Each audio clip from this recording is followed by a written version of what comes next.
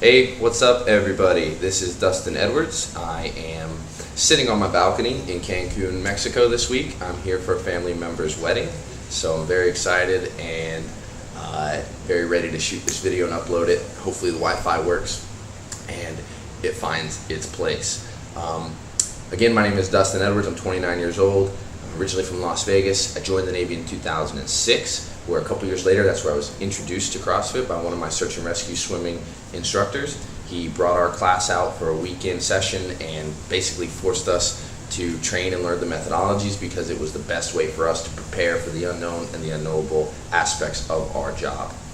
So that's how I was introduced to CrossFit in 2008. About 2011, I reached out to them, felt that I was ready to earn my level 1 certification. I did that in 2011. Got out of the Navy after my enlistment in 2012 and traveled around, friends and family, specifically in New Orleans and Florida, teaching and learning and training at multiple facilities and multiple gyms, learning a lot of lessons learned, and basically gaining the experience that I have under my belt today at about a decade of training CrossFit post-military.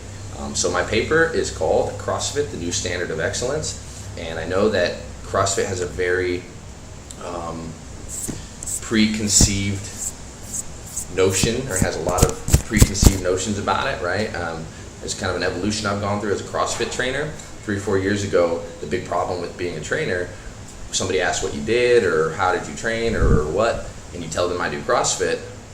Well, the question was, what is CrossFit? 3, 4, 5 years ago, the games weren't as big as they are now on the ESPN, and the Worldwide Open didn't have as many people as it does today. So 3 or 4 years ago, the problem was kind of describing the nuances of CrossFit. And now everybody kind of has this preconceived notion of what CrossFit is. So the challenge is getting around that, or showing people the truth and letting them make a true educated decision, and getting rid of all the myths and debunking all the problems that they think they know, right? So that's kind of a topic for another video. Today I want to talk about chronic disease. I want to talk about corruption of the fitness industry, specifically the health sciences, through 501c3 proxies, right? So we've got people that are putting out content, prevailing academic authorities that are putting out this content, and it's publicly consumed. So we look to these people to know what's healthy. How should we eat? How should we exercise, right? How can we best take care of ourselves as humans? And to kind of just go straight into it, they're failing us big time.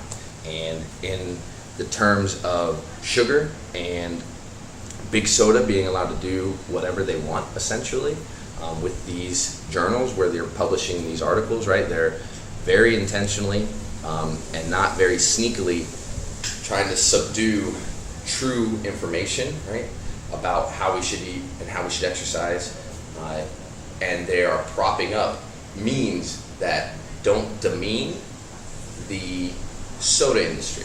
Okay, so let me kind of break that down a little bit better.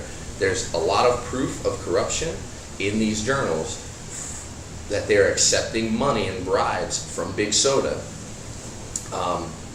to publish certain information that doesn't tell you how bad it is to drink 2 or 3 cans of soda, 1 can of soda even.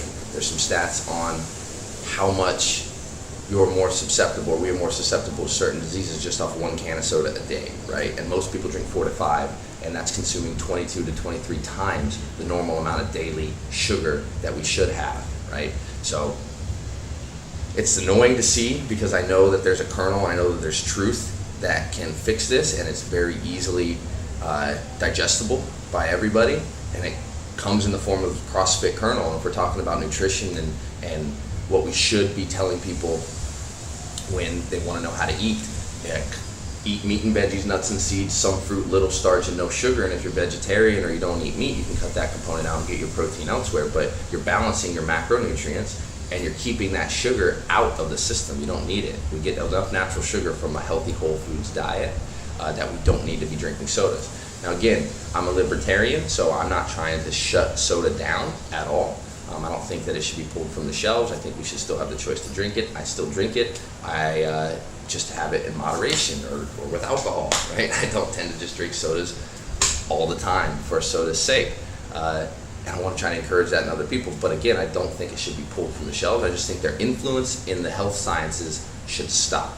That would be the equivalent of Jack Daniels having a school of drunk driving or of sober driving, I guess, and the tobacco industry having a clinic for how to keep your lungs healthy while maintaining smoking your couple cigarettes a day, or while drinking and driving, you can still drive safe, right? Because those things benefit the profit of the company, and that's what companies do. They put profit over people.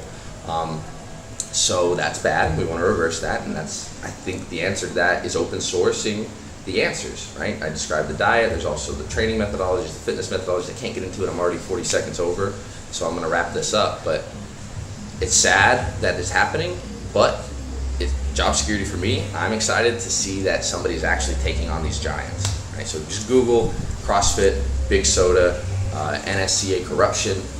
Do some research for yourself and see how bad it is that they're able to basically support diets and not tell us the truth. And it's driving us towards 7 out of 10 people having chronic disease. There's no coincidence that when Big Soda came on the scene, chronic disease jumped, that there's not a link, right? Drinking all of that sugar for generation after generation after generation is causing us to die from things that shouldn't be killing us, okay? And there's a host of other problems. So I'm not going to keep rambling on about it. Hope everybody's having a great week back in Idaho. Thank you for watching my video, and looking forward to watching everybody else's. See y'all next week.